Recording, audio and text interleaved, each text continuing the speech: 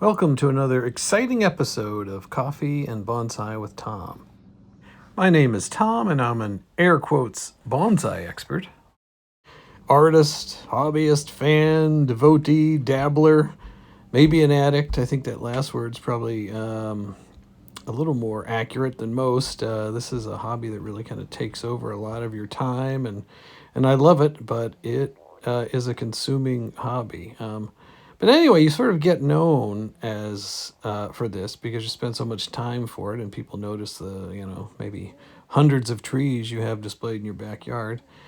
And what happens is people start bringing you plants and maybe even bonsai trees that they bought. They're calling for advice. And so you sort of become an expert in your circle on plants.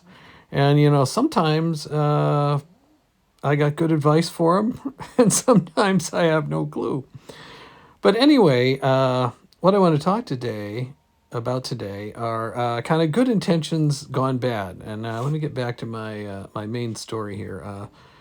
My wife is a public teacher, high school teacher. She teaches advanced students, and so she gets summers off.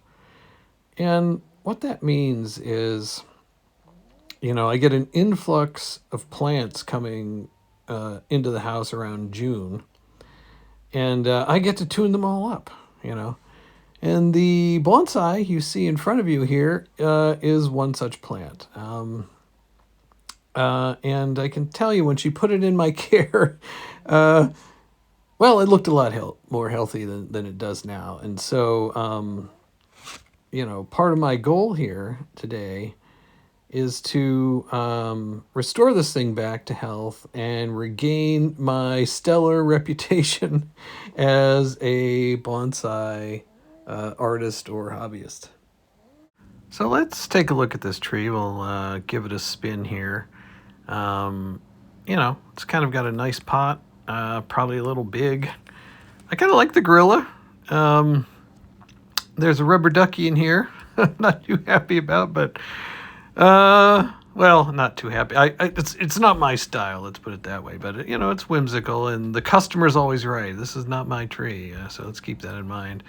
But you can see what I did to this thing. I just kind of cut it back to 4 pots and a stick. And it has responded some, but look at those paper thin leaves, and it's it's just not happy. And so what I do in these situations is check out the roots and the soil, which is usually a big part of the problem. Yeah, so let's get this tree out of the pot. I didn't pot this up, by the way. I'll have to ask my wife. I'm not sure where she got this, but we'll take this wonderful grayback or silverback gorilla out of here. I think they're called silverbacks. And get the little neon duck out of there. Very cute. And let's see if this, it's got a wire in there. So we'll have to undo that. I always like to use a tray here because, boy, it gets messy pretty quick.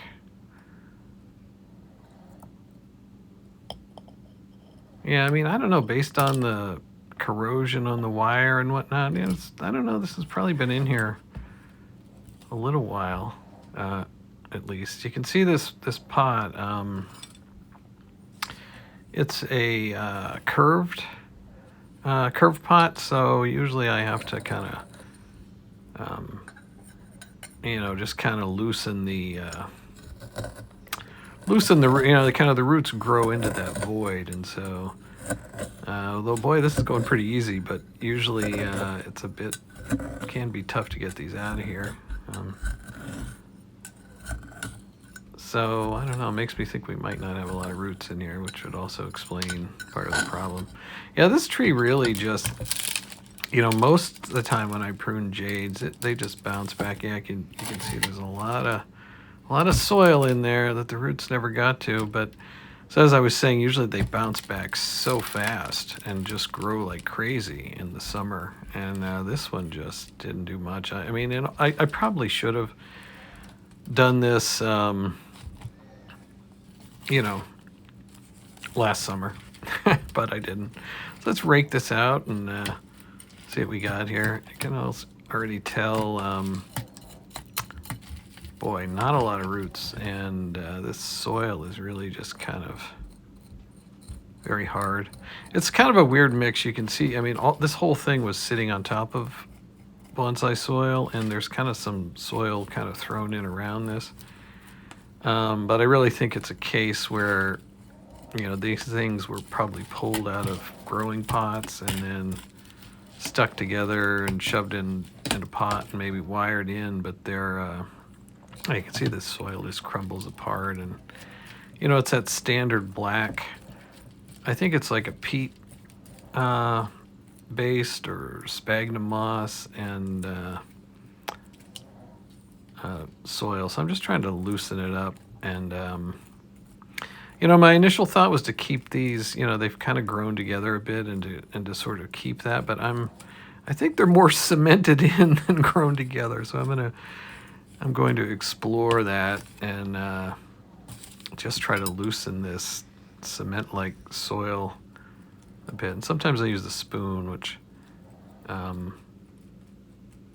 you know, it can really kind of dig in there in a more, I don't know, gentle way than my tri-pronged root rake. I actually have a much larger, it's like a really old single claw root rake, which I really like, and I don't know where I've put it, but I'm gonna have to find that, because I really like that one, and it does a nice job of getting in there very finely and pulling without being damaging to the roots. So it's a tried and true ancient design, and I'll have to locate mine. But we're kind of getting through here a bit. Yeah, you can just see it's sort of a mass of soil that was sitting on top of that bonsai soil. Yeah, as I look at this, I'm quite sure, you know, this kind of very dense potting soil, peat-based mix, actually, it kind of forms almost like a permafrost layer on top of the good soil. And what happens is, you know, once this stuff gets dry, you know, good luck trying to re-wet it, because the water just sort of rolls off of it. And like in this case, I think even though this was, I mean, I was regularly watering, and I think what was happening, it was so dry that the water would roll, you know, around this sort of permafrost layer of hardened soil and right down the side of the pot and then out the bottom. And I'm a little surprised that the roots didn't go down there and, you know, fill the pot under this anyhow, but for some reason they didn't. And that may have been because, you know, they were so locked there. They got them nice broken apart, and I'll go through now and just rake out each root.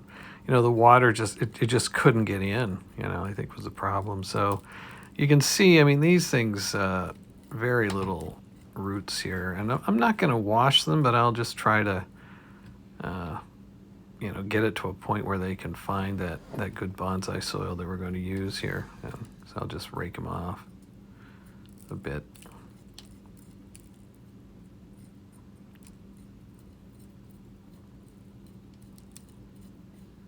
Yeah, not a lot of, I mean, I've had jades a fraction of this size with way more roots. So it really is not a good root situation here, and I'm quite sure that was the culprit. So let me get these cleaned up here. You can see this root rake is actually pretty nice. It's pretty heavy duty. I was looking at this. Looks like it's from Japan. I was cleaning tools recently, and I found this, and I like it because I normally use my tweezers to sort of loosen the roots along the side of the pot, and I've definitely run into some situations where they're a little too flimsy to do that. But I could pry open a locked cabinet with this thing. It's quite solid. So I think I have no idea where I got it or where it came. where it came from, but I really do like it. Yeah, so I'm just finishing off this last root here, and then I'll just clean up a bit, put these aside, and then I don't know, I want to take a look at the soil these were in. Like I said, I didn't pot this, so I'm not sure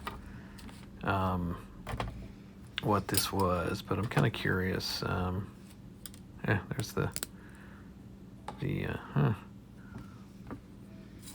yeah, so I mean, it looks like, I don't know, reasonable soil under there. I'm not going to reuse it because I kind of want to make a special mix of soil for this potting, which we'll do next. And actually, it looks like a lot of that peat kind of fell in here, or I don't know, maybe some roots, were down here and then they died, and it kind of turns back into kind of a mucky soil. I'm not sure, but yeah, I'm not going to reuse that soil. So I think I'll just clean up the pot, and we will go ahead and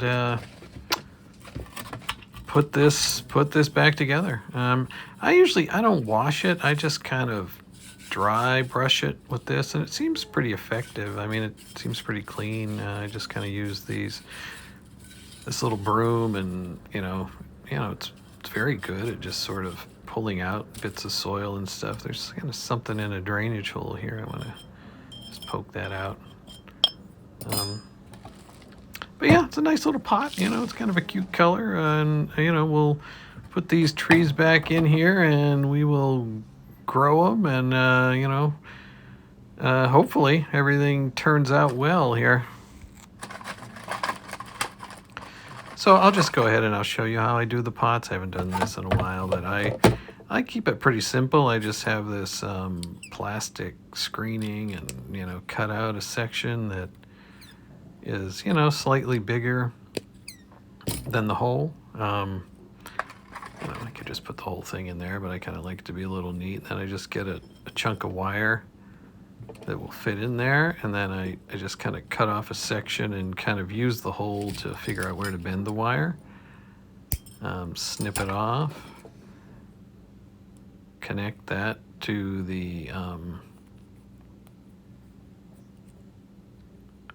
screening, and then we just stick it in the bottom of the pot. So it's pretty simple. And I try, I don't know, some people curve it and do some fancy stuff, but I have not had any issues with just folding a tab here in the bottom, and I've never had one come out. And I kind of just like to neaten it up here. Being the expert professional that I am, I really want to go that extra mile. So there we go. I think that pot is now ready to put the trees back in. So we'll put the pot and the trees aside, and we'll mix the soil. I mentioned I want to do a special soil for this. I mean, I know my wife well, and us bonsai hobbyists, we're kind of watering every day or checking if they need water every day, and that's just not going to happen. So I kind of want to use a mix that is free draining but also holds water. And so I've used this mix before in the right. It's kind of a cactus mix that I get from a local shop. They just do fabulous stuff there, and it's pretty reasonably priced. So I'm going to take some of that and throw some pumice. I got some pumice that I also got from them on the left. And, just try to create my own custom mix that I think will work well for, reasonable watering, but maybe not what you'd want ideally. So I usually move those aside. I usually mix this in this yellow thing I have, and I'll see if I can tilt it to the side so I can show you what I'm doing here. And I just kind of scoop in some stuff, and I'll often do this, tune my bonsai soil for a specific tree. Like if I know, wow, this tree, it's like I just have to water it too much, so then I'll put in either a little more organics, whether that's pine bark, or I'll use a smaller substrate, you know, or if the tree is, you know, I feel like I don't water it enough because I use my, I put a little bit of fertilizer in my water, and just so I don't fertilize the trees, I'm certainly fertilizing them with every water. So there's a scoop of the mix I got, and you can see it has some pumice in it. You know, so I can sort of tune it, right? And I just kind of play with that, and over time I just kind of have gotten a feel for what I want to do with the soil. So it's always good to do a squeeze test, you know, like the soil it should hurt a little when you squeeze it. You don't want it to be spongy because you know, it's going to hold too much water, and then when it does dry out, you'll be back in the situation that we're kind of working around now. So I think I'll put, you know, a scoop of pumice in there. And I'm also going to add, I have a lot of this red lava, which I kind of love to use. And I found jades they love this red lava. Whenever I include this in a soil, and I've had most of the time, I just use straight up red lava with, you know, like a cactus mix. And boy, they really like that. You know, I wish I knew, look at that lava, it's kind of small. Wish I knew all the reasons for that. I'd love to do some soil testing one day to really see, but I've just kind of figured this out experimentally, and put a little more of that in because, as I said, I'm not sure about the watering frequency, so we want some water retention. And then I'll just mix it up, give it a good stir, and take another look at it here, and go from there. Yeah, I think that's a nice high quality mix, and we're gonna go with that. So I think we've got a pretty good soil here. Let's move that aside and bring the pot and the trees back, and we'll figure out what we're gonna do here. I think the placement will be pretty much the same. I would probably just go with 3 trees, but like I said, this isn't my bonsai, and the customer's always right, and I don't want him asking me what happened to the 4th tree. So I think it'll work. You know, we'll kind of put these in here. I kind of like to have the growth kind of facing out, which we can now correct because that wasn't the case before. So let's put a little bit of drainage soil in there, and then scoop in some of the stuff we just made, and I'll start planting these. Initially, I'm just kind of I'll get them in there, and then fine tune them, and then we'll go from there. You know, it's funny. I was thinking on being a bonsai expert. I cannot tell you how many people have brought me, you know, brown junipers to try to rescue, and you know, I don't think I ever saved a single one. I used to sort of, you know, because I worked with junipers forever, and that one looks good for initial placement, and I would say, oh, you know, it's kind of hopeless. I mean, by the time it's brown, you're done. And I would just see the sadness in their eyes, so I sort of stopped doing that, and I would agree to try to save the tree, and sort of write them the Dear John email almost as they're pulling out of the driveway because I knew that it was hopeless. But, you know, I always tried, and like I said, I don't think I ever saved a single one of them. Yeah, so. And, you know, another kind of thing that comes to mind is I had a neighbor. He had a beautiful Japanese maple in a huge pot out in his front of his house area, just nicely landscaped, looked really nice. And you know, I was just chatting with him one day, and he was consulting me about helping him to see how I have the kind of growth going out, helping him to prune this up. So I kind of went over, I took a look at it, and you know, he knew my reputation as having many bonsai. And I started talking to him about what I was planning on doing, which the initial step was, literally to cut the tree in half. And he kind of looked at me a little bit in shock, and he said, "Oh, Tom, this isn't a bonsai." And I thought, Dave, you are absolutely right. And I think I better excuse myself from this job and, hire someone else, or, well, he wasn't hiring me. I was just doing it, but, get some help from somebody else, because, I'm not sure my skills are a good match for this situation. And I'm sure he was glad I said that, and I'm glad that I kind of bowed out of that as well. But yeah, so we've got 3 trees in there. I think this would be a good way to place a stop, but we're gonna squeeze that 4th one in, and let's see how that goes. Yeah, you look at the trunk on this one. It's all, it's totally dried up. I have rarely seen jades in this state of dehydration. But we'll bring it back, hopefully. That's the plan. I think, I haven't really touched the roots much on this, so I think I am going to give them a bit of a watering when we're done here, because I think they would really benefit that. So I'm just kind of tamping them down, and I'm not going to wire these in. I'll probably just use some rocks or something. We'll see when we get to that point. But I feel like they're a little too close together. I gotta have room to get the gorilla and the duck back in there. So I think I might want to adjust that a bit.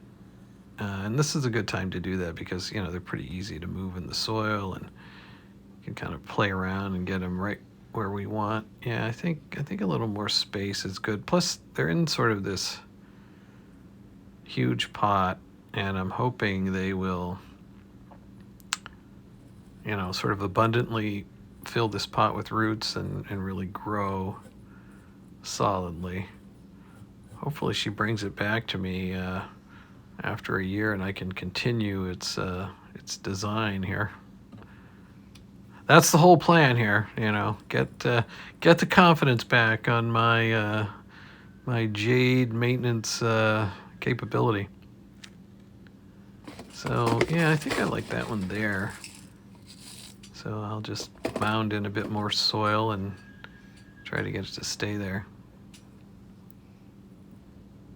There's always it's one of the reasons why I sort of wire them in my more complex forests, is I really like to have them stay exactly where I put them. But this will be fine.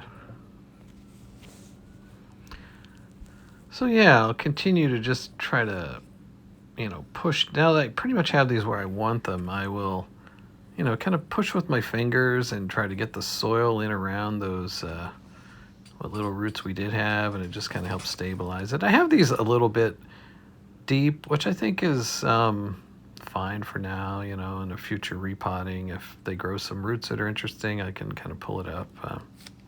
And I wanted to point out, I do all my wife's plant maintenance in the summer. I'm just going to mound some stuff in here. I think we're getting close, and move this soil around. And I've had a lot of tremendous success with that. Usually she is just abundantly happy with the kind of tune-ups I give the plants. In fact, I had a money tree, which she was quite shocked about, that I pruned back pretty hard, and it's just beautiful now. So so there have been some successes as well. I don't want you to think that these are my typical results that we've been looking at here. So I'm just pressing it in. I find a spoon works really nicely for this. You can use your hand too, but you get a nice flat area. I think that looks really good. Not gonna get much better placement with a quadrilateral layout here. And so yeah, I'm just kind of fine-tuning anything, but I think that looks pretty good.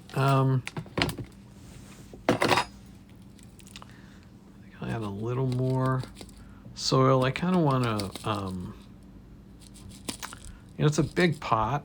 I probably would use a much smaller pot for this, but it can hold a lot of soil, but, it allows me to leave a lot of room with a nice lip in there so that when you water it, you can just kind of fill it up and it will kind of slowly drain and hopefully saturate the soil quite well. So I'm just doing a final pressing in of these, and take a little look at it here. I consider this to be the main tree, and I tried to hide, but sort of, at least from this angle, it looks like we only have 3 trees, and we're kind of getting a triangular shape. So let's find some rocks. Everyone should have a box of rocks. I highly recommend this. Usually on dog walks down by the lake, I'll bring back 1 or 2 every once in a while, and it's nice to have these because you can just pull out a bunch that maybe look similar, like they're in a family. I'm going to take these and secure the jades in place, because who knows? We're in a school environment. A ball could hit this thing. You never know. So at least these will be secure while they hopefully voraciously grow some roots. So I just kind of use 2 per tree to kind of hold them in. I found if you want the rocks to be in here permanently, it's really nice, like after you put them in like this, is to take some fine, either sand or really small aggregates and kind of dump them around. Because, if you just leave them like this without any soil around them, they sort of look like, like they rolled down a hill and hit a tree. But if you put some soil around them, they actually, the rocks look like they're sort of embedded as part of the landscaping, and you get a much more natural look. But I'm not going to bother with that because I think these are, well, we'll see what the customer thinks, but I think these are temporary, just to kind of hold the trees in place. But who knows? Maybe she'll like the look of it. It does kind of give it a nice rocky island landscape kind of a feel to it. And I'm just sort of fine-tuning the trees as we go around. Kind of pretty much going straight up on these with outward-facing growth. And let's try to reinstall our mountain gorilla. Oh no, that's let's see.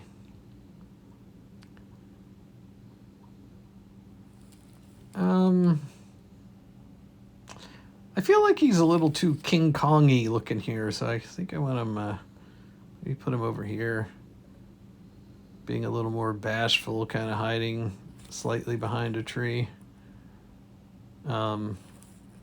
Yeah, the scale still needs some work, but what are you gonna do? We'll grow these out and revisit it. I'm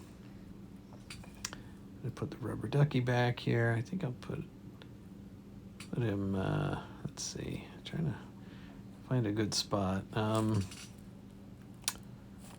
don't like it front and center like that. It's a good spot for the duck, but let me see. I think I want to be a little more subtle with such a high intensity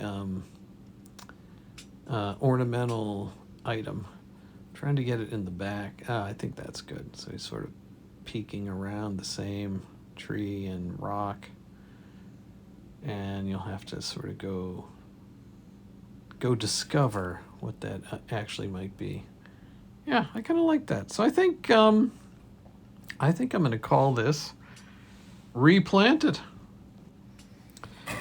So let's center this, and we will enjoy a victory lap and spin this tree around and check it out from all sides. I kind of like the gorilla in the central spot there. I'm glad we kept some extra space there. And yeah, I think that looks about as good as can be expected at this point. And I'm really looking forward to growing this out and getting it back to extreme health. And most of all, restoring my stellar bonsai reputation. So I think that is pretty much a wrap for today. I really want to thank you for spending time with me, and I want to leave you with a parting thought, and that's around on being an expert. You know, human nature is really to sort of rely on those that know more than we do for help. And so, you know, I say embrace that, and, you know, help folks when you can. You know, like, you may think, well, I don't know if I'm the expert on this, but you're a darn sight better off to deal with whatever it is than they are, more than likely. And I gotta say, all those juniper people that I couldn't help, I usually gave them a jade, and I'll tell you what, they couldn't be happier, because I think it was really kind of what they were looking for in the beginning. So with that, I once again want to thank you for spending time with me, and I look forward to seeing you all again very soon.